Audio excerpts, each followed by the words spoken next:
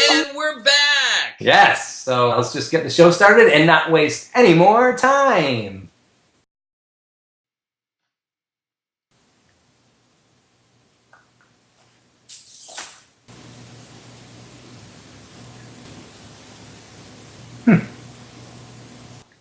The rain in Spain falls mainly on the plain. Wow, you got awkward real quick. I thought the silence was going to be weird.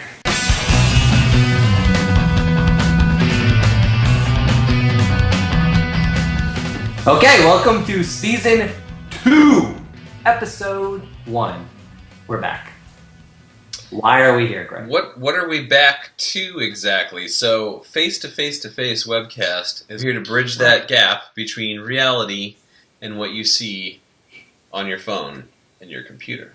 Instead of just knowing each other through Facebook, we actually have face-to-face conversations, like friends are supposed to have. We kind of forgot that in the new millennium. So, before we get to our first guest of the season, I thought it might be a good idea, Greg, to recap kind of what we learned through this experiment in Season 1. What have you learned, if anything? Yeah, I think for me, the most interesting thing that I learned, like looking back, particularly people that you haven't talked to in a long time, which has been pretty much everyone that we've done for this, you have a picture in your mind of kind of like where I would have expected them to be was completely different from where they ended up. Even who they ended up being that you kind of would have pictured, Right. And so it was always surprising. Right. Well, that kind of goes with what I learned. Anyone you haven't talked to for 15, 20 plus years that's on your Facebook page as a friend, they don't really exist anymore. You're actually friends with a ghost because we're all different people. So all those people that you think you know, you don't. If you haven't talked to them, they're ghosts. They don't exist. But what I thought was good about that and what I enjoyed about this little experiment we're doing is now we get to really get to know our friends again. Like completely re-know them. But you know what you first said made me think of was the legend of the old wooden ship, right? Where they replace the hull. The hull, Hull, right? That's like the whole hull. And then they have to replace the mass. Then they have to replace the decks. And then they replace the beams, right? And eventually, every single piece of wood that's on this ship has at some point been replaced. I see where you're going now. Is it the same ship? In you and me, every single cell in our body dies and is reborn, right? Right. And so, what makes you, you? And over time, how does that change? Right. We stupidly think I'm probably the same guy. Right. And Right. Which brings me to, I wanted to prove this a little better. So I thought we could use examples from our lives and exactly how we've changed over time. For example, and this is quite obvious with Gregory here, you use high school Greg. He was clean shaven, like a baby's butt. Whereas now Greg looks like a bear. As for me, 20 years ago, I was known to do this. As always, old Leo.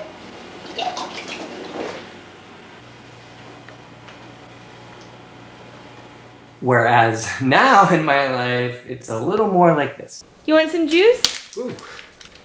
Actually, it's after 8, right? I get like really bad acid reflux, and I can't drink basically anything after 8, or it's just like all night. It's like, I'm gonna have to pass. Ooh, the voice is on. And then musically, you take Greg and you put a frame up of him then next to now, and you get.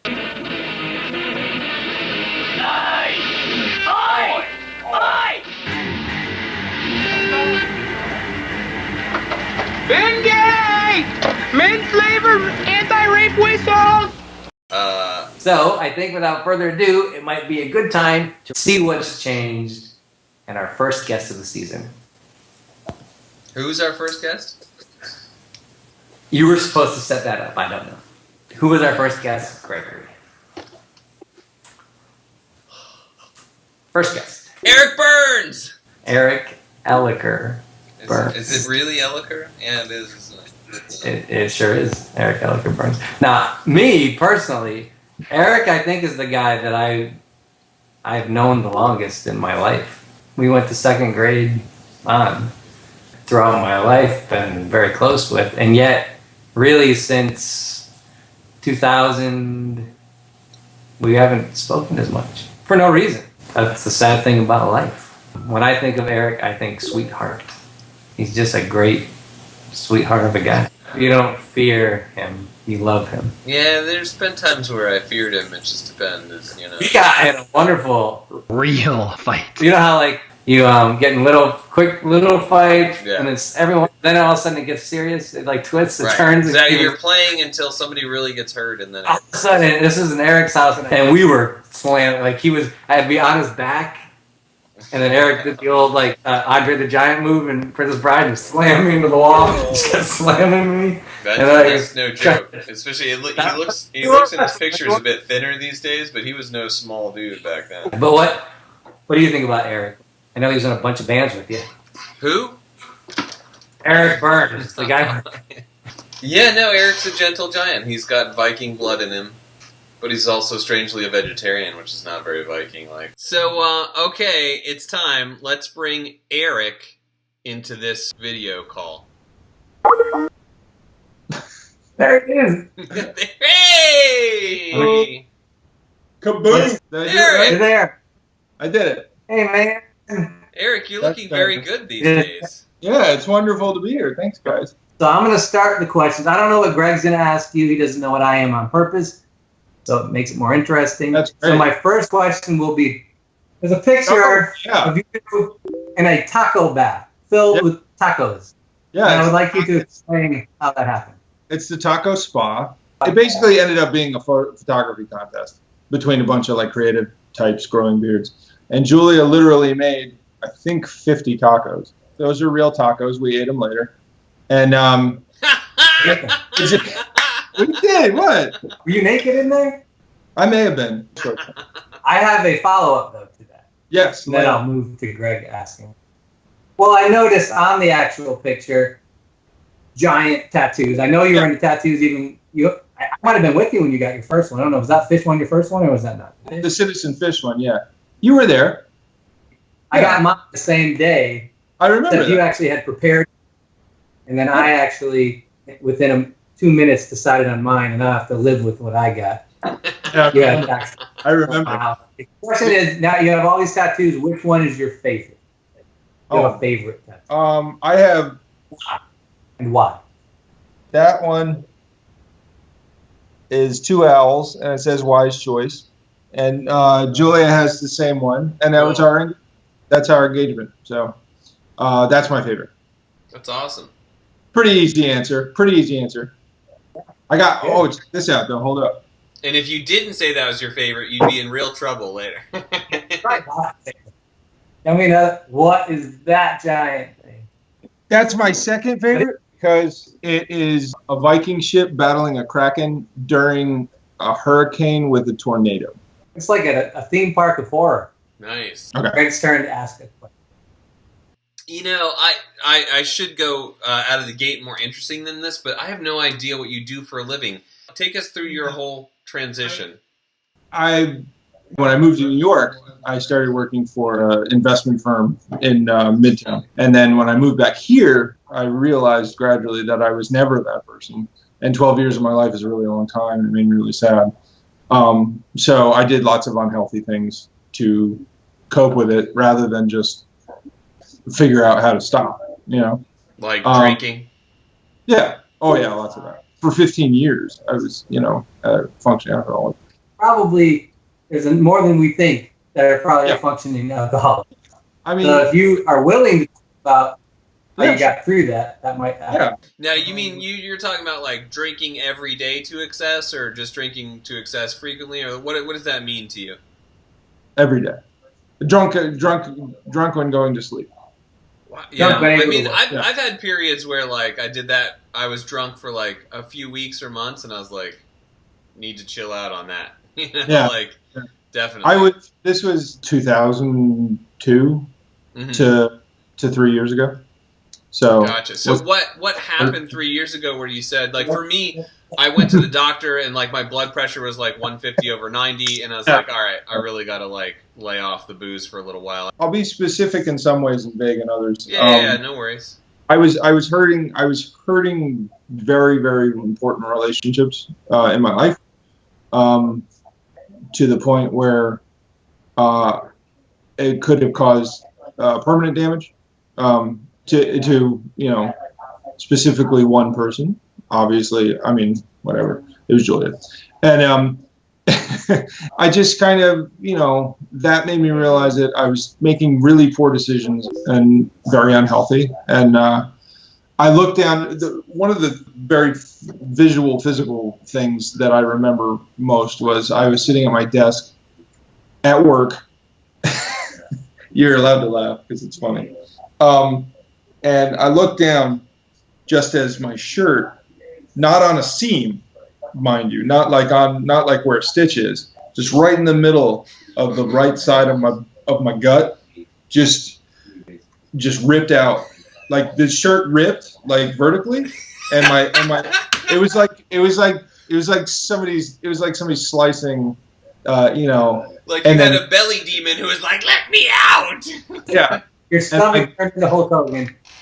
Yeah, my belly Hulk Hogan'd my business shirt, and then my gut literally just kind of like plooped out, And I remember, I can visually see it. I know exactly what color the shirt was, and I looked down and I was just like, what is wrong with me? What am I doing? Like, this is the dumbest. Like, what am I doing? Now, the audience has to keep in mind here, in case there's anyone watching who doesn't know, you're like what, 6'2", something like that? 6'5". 6'5", right? Okay, yeah. If you're like overweight, what are you weighing in at? Like, at that time, I was about 320 pounds. 320. Yeah, which is a lot. Matt has great footage of my wedding with me on your back. Yeah, that was a good one.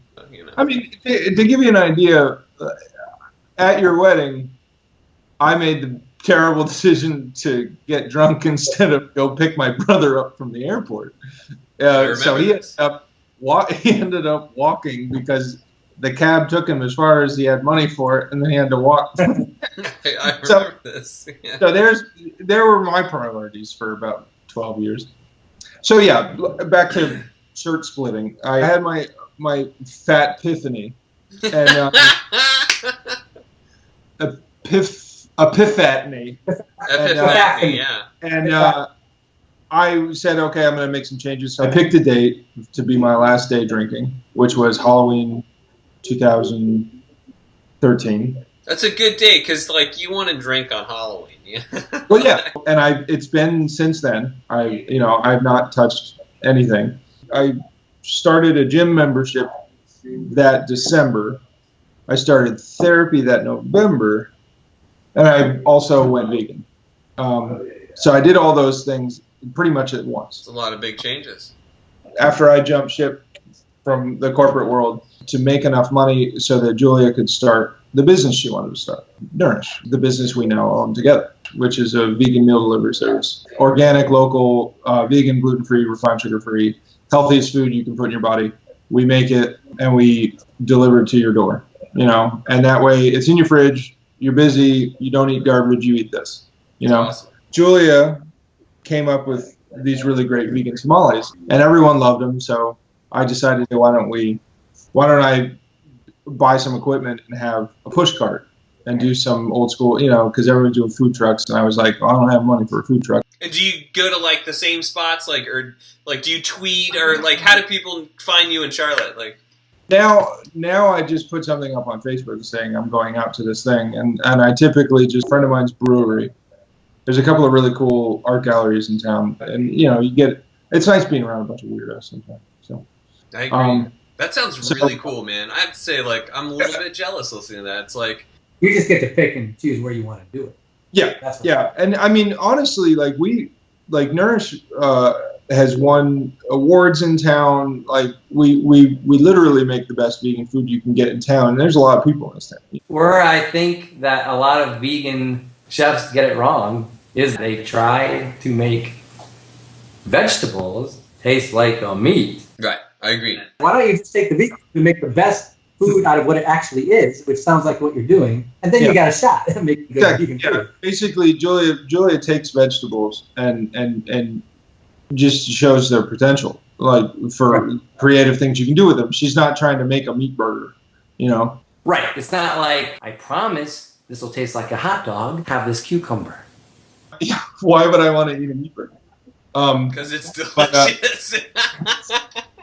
There's a lot of decisions that you're making behind the scenes that go into that meat burger. Delicious. And decisions. hey, to each their own. Everyone do what they want. Now, you've too asked a question for me. I have somebody that might have a question for me here. Is that cool? Can I call an audible? Yeah, that's awesome. All right. Audible. Oh, Eric. Yes, sir. Yes, sir. I've got a question for you. Question, sir. What a delicious surprise. Is your favorite memory about Florida? My favorite memory about Florida, all the good times we had with Matt and Greg. Oh my God, that's my Yes, favorite Matt. memory too. Yeah, Matt. Nick. I found. It came from the airport. That is so awesome. Yeah. Well, Nick knows about what I was. Let me lean into the next segment then, because I asked Nick to help me with it, and either he knew he was going to do this, or he just openly screwed me. But either way, we're doing a special segment I set up just for you. Greg doesn't even really know much about this. It's called Ask the Audience. Now, I have gotten a few people from the audience to have questions just for you, Eric. So, are you ready? Yes. The Ask the. Okay, Cool. First person is out of Davenport, Iowa. Hey. His name is Berns. I like Now, that. here we go. Hello, Eric. I'm wondering what the color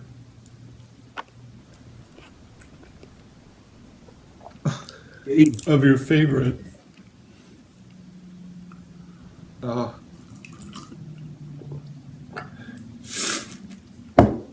hat is. The color of your favorite hat. Like the color of my favorite. He wants me to say gray, but it's actually black. I have a black hat that I got with my band Secret Hospital. So that's my favorite. That's your And can we side question? Why is my brother so creepy? And we picked him to go first in our show because we knew it had no shot of being boring. yeah, that's true. And how weird is it that he's a dad as of like 2 days ago? Well, you know, what's really important about that is that it's because of me and Matt. We interviewed him. That leads me to my next question. That means you need to have kids, I guess. How come you haven't had children? And literally a gestational period later, all of a sudden he's a kid. That's nice in theory, but it's not true. It's not true. Okay, next. Next question. This is out of Delray Beach, Florida, from an old Little League friend of yours named Bo. Mr. Cooper.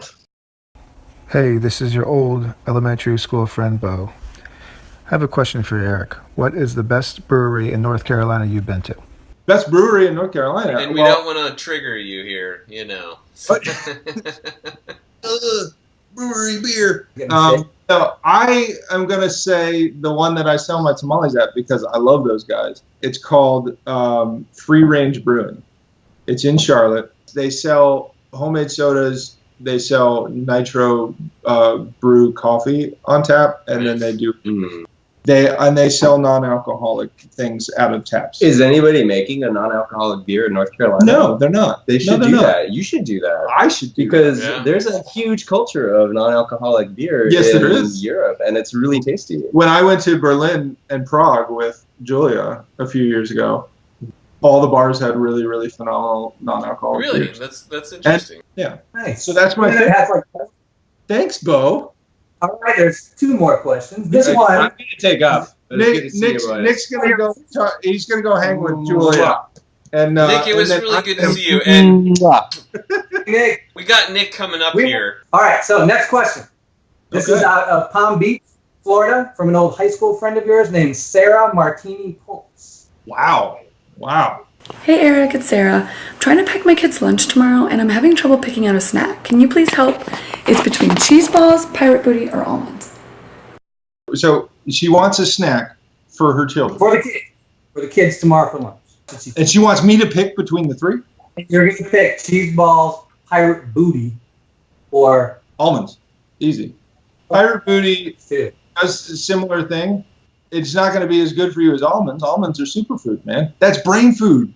It might make them fart though, because almonds are make you flatulent. Yeah, but is that a problem? No, like if you're an 8-year-old boy, that's a feature, not a bug. So. I know, but like if you one cheek sneak like in class, that's not good. I have a serious question. Okay. I noticed on Facebook, on your page, especially in 2015, you had an exceptional amount of posts about pooping. Oh, yeah, that's Julia's. Pooping. And I was just wondering if there was an obsession you wanted to discuss, or why it's so many pooping. No. You have the squatty. Was that a breakthrough in your therapy? No. It irritated my wife's sister for a long time because I would just rip big farts around her and she would be like grossed out or whatever. So she started. It's not irritating. That's awesome. You were giving the world the gift of laughter. When we were just becoming human, hundreds of thousands of years ago, before we could even make jokes because our verbal abilities weren't good enough, we would fart and make each other laugh. That's like the deepest human thing you could do. Oh, what she did, her retaliation was anything poop related on the internet she would put on my Facebook thing. And what's funny is it's been going on for so long that now I was never obsessed with poop, but she's absolutely obsessed with poop now at this point because she spends so much time trolling the internet for poop stuff, just because now I'm poo guy, but I never was poo guy. So really, final question. This one's out of Houston, Texas, from one Ollie Bolton Sanders. Oh, wow. She homeschools and has chickens, so of course she actually mailed the freaking letter. I love it. Here's your question. I'm listening. It is, hi, Eric. Yeah. This is Ollie. Question. Hi. What is your favorite time of day? My favorite time of day? People want to know these kind of things about it. That's a really interesting question, actually. I like that question. My favorite time of day is what my least favorite time of day used to be, which is early morning. Like I basically every morning I build in. I never used to do this for myself ever in my life, and I now build in about an hour of nothing. And do you meditate or? Sometimes, I do sometimes. Most of the time, I'll just sit out on my front porch and just stare out. That's awesome. One of the side effects of quitting drinking after so long was realizing that I have a lot of anxiety, which I didn't know I had because it was masking it with the drink. Yeah. So, and it can be really bad. Like I can have full-on attacks, but I've got that pretty good under control, and a lot of it I think has to do with my morning routine. Well, I got questions, but Greg, you haven't said one. No, go for it. Well, we haven't talked about music a lot. That's what I was going to ask next. So. Sure. But my question is this, because I thought this was awesome. I came up and visited Nick mostly. I guess I stayed at Nick's place in like 2007 or 8. Mm-hmm. And we went to a show that we were at, and I was smiling. Biggest smile watching you on stage because you were singing, and I never imagined you always were just so happy to be the guy in the back and the bass and the drums, and instead saying, now do something where I'm in the front. Was that a conscious decision? Was it hard for you to say, I'm going to actually It was really hard. Like being the front man of the band for 3 years was really difficult, but honestly, like I was really angry for those years. I was very unhappy. And the chance to scream for 20 minutes, sounded great. That's why I listen to metal. Yeah, sure. Like there's something to it. Like and doing it is actually very relieving. Like you get rid of a lot of stuff. Totally. And it sounds cliche or whatever, but it's true. And That's right. But unfortunately, that band specifically coincided with me at my worst, like right before I made my changes, and I wrote tons of songs about it. Creatively it was cool, but that creativity came from like pretty deep pain. Julia told me a few years ago she came across a video that made her really sad. Somebody put it up on Facebook or something, and I was just in it. It was right in the middle of all the worst, and I looked like a bum. I had like a big beard, but not like a cool big beard, like a homeless big beard. And she said I just looked like the saddest person in the world, and it just made her sad for like a week. See, that's crazy for me to hear because, all right, let me tell you a story, Eric, of who, to me, you really are. Yeah. When I was making my movie back in 2004, I hadn't spoken to Eric for like 4 years. I tell him I need his help for this movie, and he dropped everything, comes across I don't know how many states, just to be in the movie, just to help me out.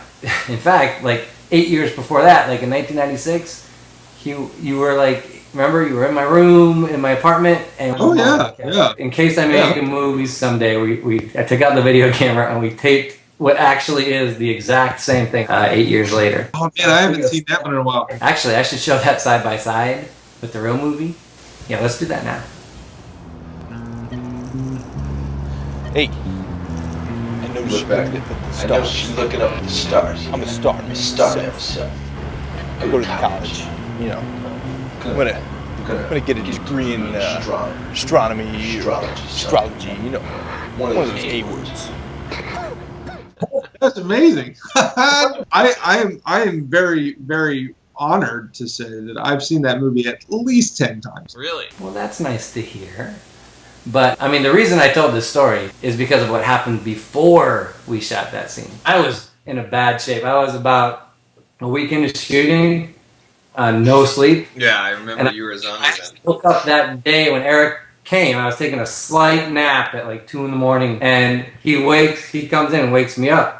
And I didn't know where I was, who I was. I was delusional. I was like cursing and screaming. Like I was drenched in sweat, literally out of my mind. I went insane for a little bit. The only thing that could bring me out of it was what I saw when I opened my eyes. Eric Berns had shown up. Seriously, just looking at Eric's face brought me out of it. And he calms me down. Like no one could have calmed me down in that moment. Right. Like that's, to me, who you are, Eric. I mean, you are literally a light that can save me from my demons in my worst moment. So don't forget that, my friend. Now I'm happy. So I see everything. I see everything behind me as just what had to happen for me to be here. I can see that in you, and it's very nice. Oh, I'm enjoying it. Yes. Cool. Yeah. No, I found some zen. Because I do love you like a lot, Eric, and we grew up together. I'm happy that somehow I missed that part of your life because I don't know if I could have bared you that angry. I mean, sad, but I'm glad you're out of it. Yeah, Eric, this was super fun, man. I'd like to say I'm really like it gives me joy to see you thriving so well. To see Eric. For the first time in a long time, yeah. And I feel like I did when I was young and happy. Yeah, that's good. It's working. I appreciate this though. This was fun. Yeah. Please like us on the YouTube thing that is hopefully beneath one of my fingers. All right, so join us next month for the next like a Halloween episode, right? We're gonna do like a whole spooky. Yeah, only it's Halloween. What did I say? Halloween. Halloween episode. Halloween. Oh, and bring a cocktail and a costume. Yeah, don't watch this without a costume, otherwise we're gonna feel awkward. Okay, so until next time, buddy. How do we sign off? Until next time, friend. Oh yeah, friend.